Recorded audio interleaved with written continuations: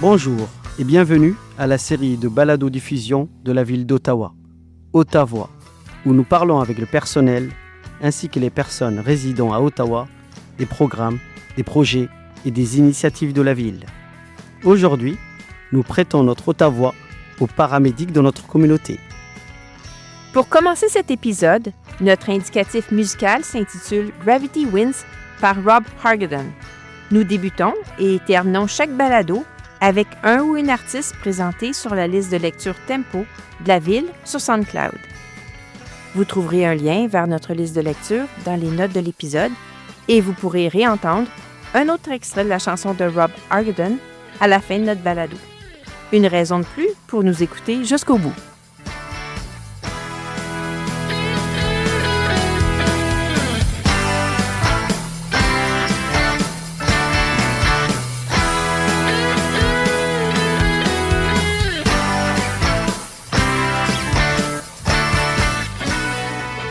Je m'appelle Abdourahmane et je suis spécialiste en recouvrement à la ville d'Ottawa.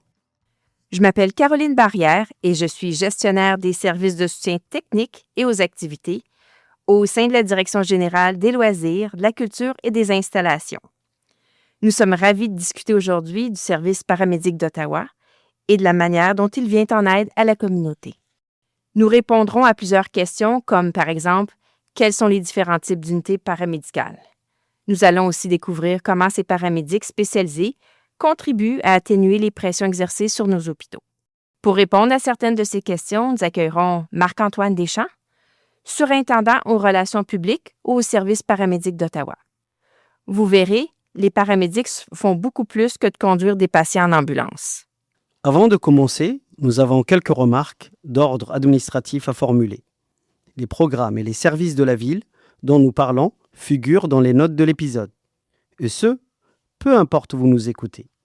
Autrement, vous pouvez les trouver sur le site web de la ville ottawa.ca/fr. Les notes de l'épisode contiennent également un lien vers la chaîne YouTube de la ville, où vous trouverez toutes les archives de nos balados. Si vous avez des commentaires ou des questions sur l'un de nos balados, envoyez-nous un message à l'adresse podcast-balado@commercialottawa.ca. Et ce qu'on peut rajouter sur le service paramédic d'Ottawa, c'est qu'il assure la prestation de services dans un secteur de 2796 km². Il dispense aussi des traitements médicaux avancés aux résidents et visiteurs de la région d'Ottawa dont la vie est en danger en raison d'une urgence médicale grave comme une crise cardiaque, un accident vasculaire cérébral, une détresse respiratoire ou une blessure traumatique. Le service paramédic d'Ottawa s'engage à offrir aux résidents les connaissances et les compétences nécessaires pour prévenir les blessures et gérer les situations d'urgence. Le Centre d'éducation publique, situé sur la promenade Don Reed à Ottawa, offre notamment des cours de certification et de renouvellement du certificat en secourisme, en réanimation cardio-respiratoire et en soins immédiats en réanimation.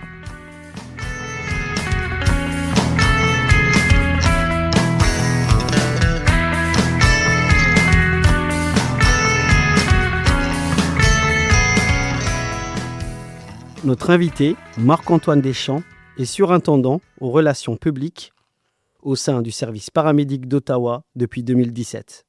Il est paramédic à la ville d'Ottawa depuis 2002 et demeure à ce jour paramédic de soins avancés certifié. Il a obtenu un baccalauréat en administration appliquée des services d'urgence du Collège Lakeland. Il est membre de l'équipe des pères aidants du service paramédic et a occupé des postes d'éducateur au sein du Regional Paramedic Program of Eastern Ontario et de la Cité collégiale. Il a fusionné deux de ses domaines d'intérêt, soit l'éducation et la santé mentale, en donnant des présentations lors de plusieurs conférences internationales et a formé plus de 100 instructeurs du programme En route vers la préparation mentale au sein des services d'urgence. Marc-Antoine, bienvenue à Ottawa. Bonjour, merci de m'avoir avec vous. Est-ce qu'il vous arrive de regarder des séries médicales comme Stat à la télévision et dans quelle mesure représentent-elles ou pas les paramédics et leur travail? Alors, c'est très rare que je regarde ce genre d'émissions. Par contre, je peux vous dire qu'ils sont plus proches de Star Trek et de la science-fiction que de la réalité.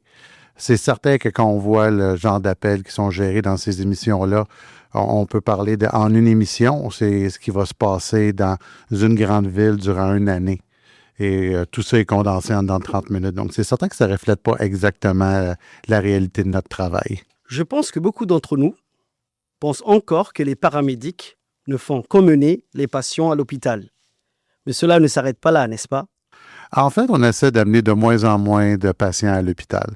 Notre but en tant que paramédic maintenant est de faire une évaluation complète au chevet du patient, peu importe où il se trouve, et ensuite de déterminer c'est quoi les meilleurs soins qu'il doit recevoir.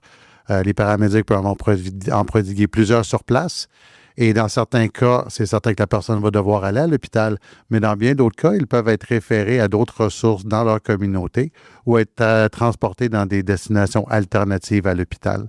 Donc, c'est vraiment, notre but est vraiment de donner les meilleurs soins possibles qui peuvent inclure le transport à l'hôpital, mais c'est plus forcément la fin du parcours de nos patients. Je sais que ce n'est pas un sujet très populaire, mais je pense qu'il faut parler du niveau 0.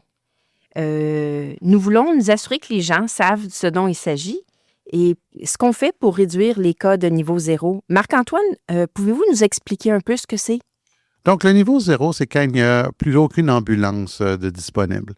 Avant la pandémie, durant peut-être les dernières 20 à 25 années, c'était un problème récurrent qui pourrait durer souvent plusieurs heures, auquel nos paramédics allaient d'un appel à l'autre sans arrêt. On n'avait pas de capacité de répondre à tous les appels immédiatement. Par contre, on est excessivement heureux d'avoir vu des changements excessivement positifs dans les derniers mois. Donc, les causes du niveau 0 pouvaient être associées à une augmentation de notre volume d'appels, aux retenues de civières dans les hôpitaux. Et depuis les derniers mois, on a vraiment vu des changements excessivement positifs au niveau des hôpitaux qui se sont mis en mode solution et ont tenté par plusieurs moyens d'améliorer les temps d'attente des paramédics à l'hôpital. Ce qui nous a permis de retourner plus de ressources dans la communauté et de réduire le nombre de niveau 0, qui est maintenant presque inexistant. Et quand ça arrive, on parle de quelques minutes, alors qu'auparavant, on pouvait parler de plusieurs heures. Donc, c'est vraiment des changements excessivement positifs qu'on a vus avec les hôpitaux pour pouvoir travailler avec nous en collaboration pour retourner nos paramédics dans la communauté. Également, notre nouveau système de répartition, le système de répartition des priorités médicales qui a été implanté en avril dernier, nous permet de garder certains appels de basse priorité en attente, ça pour quelques minutes, afin de garder nos ressources pour être capable de répondre aux appels plus graves plus rapidement. Et que pourriez-vous nous dire sur le système de répartition des priorités médicales? Donc, c'est un système qui est utilisé un peu partout dans le monde, qui est vraiment la meilleure solution pour les services paramédicaux à travers le monde. Ça nous permet de mieux évaluer la gravité des situations et d'affecter nos ressources en conséquence. Donc, le système qu'on avait avant forçait nos paramédics à répondre avec sirène et gyrophare d'environ 75% du temps. Donc, énormément. Donc, la majeure partie du temps, nos paramédics répondaient à tous les appels avec sirène et gyrophare. Et il n'y avait pas vraiment de gradation. C'était soit sirène et gyrophare, soit c'était avec la vitesse du trafic. Avec ce nouveau système, on a beaucoup plus de priorités et on est capable de diminuer à 50% le nombre d'appels que nous répondons avec sirène et gyrophare. Donc, l'évaluation qui est faite par nos répartiteurs va être en meilleure corrélation avec l'état du patient que les paramédics vont trouver lorsqu'ils vont arriver sur place. Marc-Antoine, combien y a-t-il de types de paramédics? Donc, il y a plusieurs types de paramédics selon leur niveau d'éducation et selon leur certaines spécialités. Donc, on a des paramédics de soins primaires. Donc, c'est la majeure partie des paramédics que nous avons à Ottawa. Ils passent au travers d'un programme collégial de 2 ans. Très bientôt, ça va être un baccalauréat de 3 ans pour le niveau d'entrée. Ça leur permet, ces paramédics-là peuvent gérer la grande majorité des situations sans aucun soutien. Ils peuvent donner plusieurs médicaments, donner plusieurs traitements sur place. Si ces paramédics-là ont besoin d'aide additionnelle, ils peuvent demander l'assistance d'une équipe de soins avancés. Donc, ça, c'est des paramédics qui ont 1 an de plus d'éducation, qui leur permet de faire plus d'interventions. Donc, on peut parler d'analgésie, donc contrôle de la douleur avec des narcotiques, que ce soit de la morphine ou même du fentanyl. Mais je ne veux pas que les personnes soient inquiètes quand ils entendent que les paramédics vont leur donner du fentanyl. Ça n'a absolument rien à voir avec les drogues qui sont en train de causer la crise des opioïdes. Donc, ce qu'on donne comme paramédic, c'est du fentanyl qui est de niveau pharmaceutique avec de l'assurance qualité excessivement serrée. Donc, c'est un médicament, quand utilisé par des professionnels, qui est excessivement sécuritaire. Et ça n'a absolument rien à voir avec ce qui est issu de labos clandestins qu'on retrouve dans les drogues de rue. Ces paramédics-là peuvent également donner de la sédation et sont plus d'outils pour traiter des problèmes cardiaques comme des arythmies, par exemple. Ça, ce sont les 2 niveaux de paramédics que nous avons à Ottawa.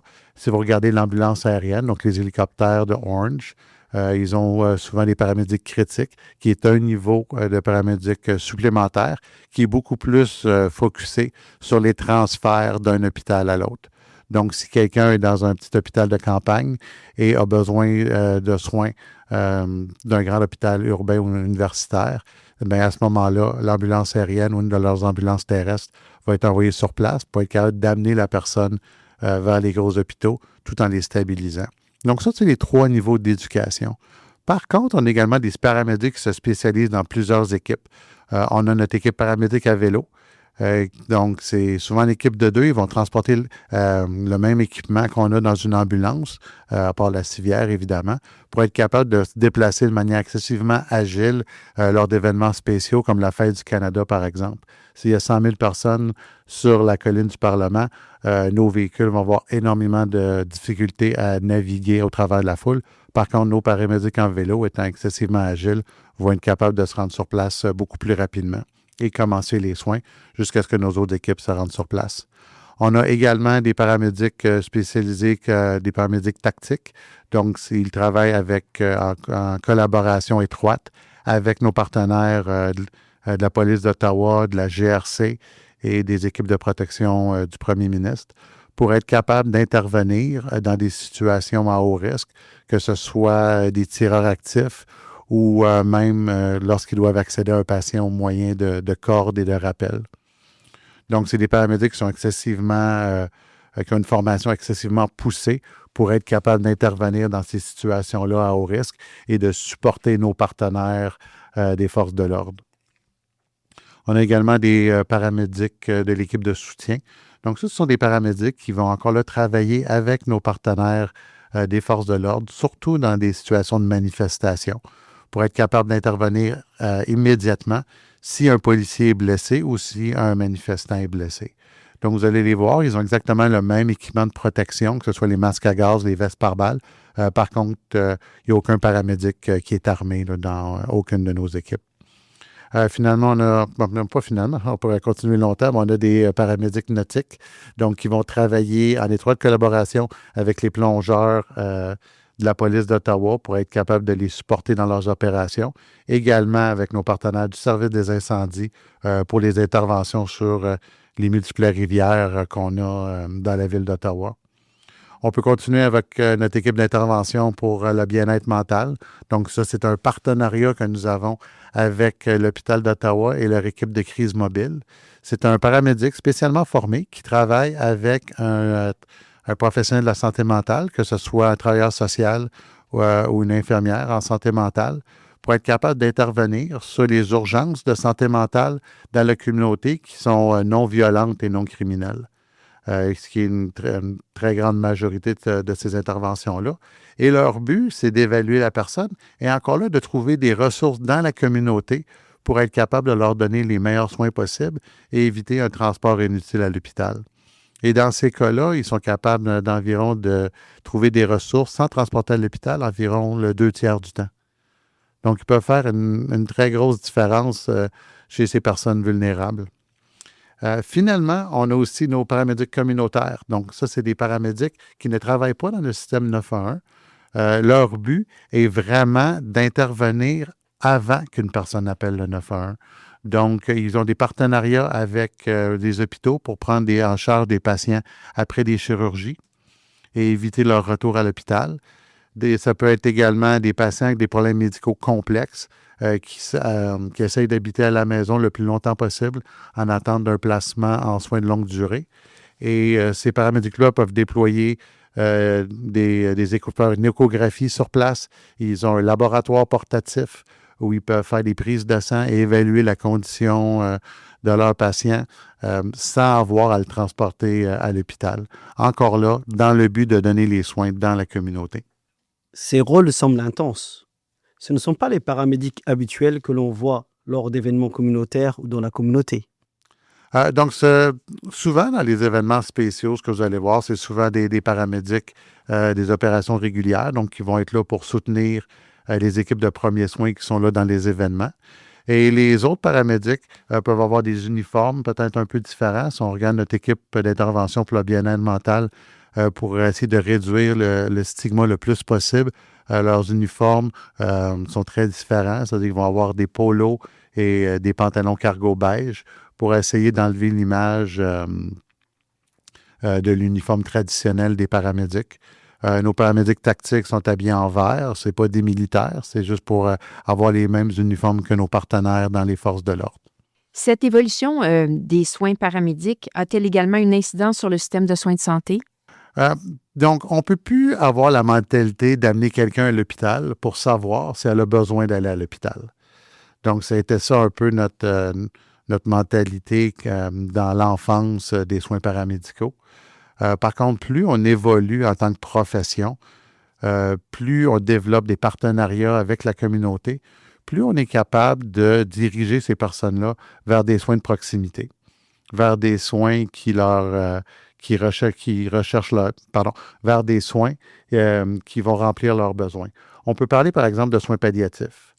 Donc, quand quelqu'un est en fin de vie ou que le but de leurs soins n'est plus de traiter leur maladie, mais de donner des soins de confort, nos paramédics peuvent également assister avec ces personnes-là dans la communauté. Quand j'ai commencé ma carrière et on avait quelqu'un en fin de vie qui avait beaucoup de douleurs, il fallait l'amener à l'hôpital. On pouvait commencer les traitements, mais le but était quand même de l'amener à l'hôpital pour la suite des choses. Par contre, maintenant, nos paramédics sont capables de répondre chez les personnes en soins palliatifs, débuter les soins sur place, le contrôle de la douleur, des difficultés respiratoires, de l'agitation, et après de les laisser à la maison, si c'est ça leur désir. Donc, on veut vraiment respecter les besoins des patients, les besoins qu'ils ont formulés à l'avance. Puis dans ce cas-là, c'est simplement de prendre soin d'eux, de traiter leurs symptômes et de s'assurer que si ce qu'ils désirent, c'est décéder à la maison, mais qu'on respecte ce souhait-là. Nous avons beaucoup parlé des paramédics en particulier, mais j'imagine que ce ne sont pas les seuls à assurer le bon fonctionnement du service paramédic. C'est un peu comme la Formule 1. Quand vous voyez les coureurs sur la piste, souvent, on ne voit pas tout le temps l'équipe qui sont dans les puits pour être capable d'assurer le bon roulement du véhicule. C'est exactement la même chose avec nous. On a énormément de monde qui nous supporte, qui supporte nos paramédics lorsqu'ils sont sur le terrain. On a nos techniciens d'équipement qui s'assurent que nos véhicules soient propres, soient en bon état mécanique, qu'il y ait tout l'équipement nécessaire. Ils vont également être responsables de déployer nos plus gros véhicules, que ce soit notre autobus, que ce soit nos ambulances tout-terrain. Ils vont les déployer sur les scènes d'incidents ou bien même ils vont les déployer lors d'événements spéciaux. Si on regarde la Fête du Canada, il y a énormément de personnel logistique qui sont impliqués pour déployer notre autobus, qui est un peu une sorte de clinique mobile, qui vont déployer nos ambulances tout-terrain un peu sur le territoire de l'événement et ils vont par la suite continuer de soutenir nos paramédics sur l'événement en s'assurant que tout l'équipement soit là et soit fonctionnel. Ils peuvent également répondre sur des appels, nous amener de l'équipement supplémentaire, que ce soit des civières bariatriques, par exemple, quand le poids ou la surface d'un patient dépasse la capacité de nos civières. Ils peuvent nous amener de l'équipement spécialisé. Si on a une civière qui brise dans l'ouest de la ville d'Ottawa, ils peuvent aller, parce que notre quartier général est dans l'est, donc c'est certain que s'ils vont se ramener l'ambulance à travers l'heure de pointe jusque dans notre quartier général, pourrait prendre beaucoup de temps, mais eux peuvent se déplacer sur place à l'hôpital, remplacer la civière et remettre notre équipe en fonction le plus vite possible. C'est vraiment un travail crucial. Puis je le dis tout le temps qu'il n'y a aucun coureur automobile qui pourrait monter sur le podium sans une équipe d'appui qui soit de calibre international. Puis c'est ça qu'on a, là. Nos techniciens d'équipement, notre équipe d'appui, là, c'est vraiment une équipe de calibre international qui permet à nos paramédics de donner les meilleurs soins possibles. On a également nos répartiteurs. Donc, c'est la première voix que vous allez entendre quand vous composez le 911. Ils ont un travail excessivement demandant qui pose ils ont énormément de responsabilités sur leurs épaules, que ce soit d'évaluer la condition du patient et essayer de garder ceux qui appellent le 911 le plus calme possible parce qu'ils appellent le 911 puis c'est souvent la pire journée de leur vie. Donc, on veut vraiment que ce soit on veut vraiment qu'ils gardent des personnes calmes, qu'ils fassent l'évaluation. Ils peuvent avoir assigné des appels à plus de 55 véhicules pour être capables de couvrir le territoire de la ville d'Ottawa qui est énorme. Donc, ils ont vraiment un rôle dans l'ombre qui est excessivement important. Puis c'est eux qui gardent nos paramédics en sécurité. Si on a un incident de violence alors qu'on est sur un appel, c'est eux autres qui sont là pour nous soutenir, qui vont envoyer les secours pour nous aider nous-mêmes. Donc, vraiment, on place nos vies entre leurs mains et c'est vraiment une équipe très importante puis on apprécie énormément le travail qu'ils font, là. Donc, c'est certain qu'il y a beaucoup de personnes au-delà des paramédics qui vont nous garder, qui nous permettent de faire notre travail. Quelle diversité de rôles. Comment une personne peut-elle débuter dans ce domaine? Donc, moi, j'ai débuté dans le domaine en faisant du bénévolat. Donc, quand j'étais au collège, je voulais être un ingénieur en aéronautique. Puis là, j'ai commencé à m'impliquer au niveau de l'équipe de premiers soins du collège. Et après, je me suis impliqué comme bénévole dans l'ambulance Saint-Jean. Et je me suis rendu compte que c'était beaucoup plus intéressant. C'était vraiment une carrière qui m'intéressait énormément. Puis je me suis vraiment vu que j'avais de la facilité, que j'étais capable de gérer le stress associé à ce travail-là. Donc, je me suis assuré d'avoir tous les prérequis pour être capable de rentrer dans le programme. Pour moi, c'était à l'Est collégial à Ottawa. Mais il y a également le Collège Algonquin et le Collège Saint-Lawrence qui offrent le programme de paramédic. Donc, en ce moment, c'est un programme de 2 ans qui vous permet d'avoir un emploi. Et il y a énormément de demandes pour des paramédics. À travers la province, là, des paramédics au chômage, là, c'est excessivement rare. Donc, il y a une grosse demande à travers la province pour des paramédics. Et en ce moment, c'est 2 ans d'études. Bientôt, ça va évoluer en un baccalauréat de 3 ans. Et par la suite, une fois que vous êtes dans le milieu du travail, vous pouvez décider de faire votre cours de paramédic de soins avancés si ça vous intéresse, une fois que vous avez un peu d'expérience dans le domaine. Donc, mais vraiment, là, la base, c'est assurez-vous que c'est vraiment un travail qui est pour vous. Puis la meilleure manière, c'est de faire du bénévolat. Il y a l'ambulance Saint-Jean, il y a les MedVent avec les Scouts du Canada, il y a la Patrouille canadienne de ski. Puis on a également à chaque été un camp de sensibilisation au travail des paramédics qui dure 1 semaine, qui vous permet de voir un peu les différentes facettes de notre travail. Encore là, pour savoir si c'est un emploi qui est bon pour vous. Mais pour moi, c'est le meilleur travail au monde. À tous les jours, on peut faire une différence en tant que paramédic dans la vie de quelqu'un. On ne sauve pas des vies à tous les jours. Par contre, à chaque jour, on fait la différence dans notre communauté avec nos patients et leurs familles. Comment le service paramédic s'adapte à la nouvelle réalité de la ville d'Ottawa qui compte plus d'1 million d'habitants maintenant? Cela fait 23 ans que je suis paramédic à Ottawa et j'ai vraiment vu la ville grandir sous mes yeux en une ville de plus d'1 million d'habitants qui amène plusieurs nouveaux défis. Le conseil municipal a toujours appuyé notre service avec nos demandes en personnel pour répondre à l'augmentation de nos volumes d'appels. Également, on est rendu à un point où notre quartier général est à capacité. Donc, on est en train d'évaluer les possibilités pour un autre quartier général dans Barrhaven, sur Stranraer. Donc, on est en train de faire le travail en coulisses au niveau des plans de construction, des modèles de financement. Et c'est quelque chose qu'on va amener bientôt au conseil municipal et à notre comité. Également, avec la crise des opioïdes, on a vu une augmentation du nombre de surdoses dans la ville. Donc, on s'est mis en mode solution.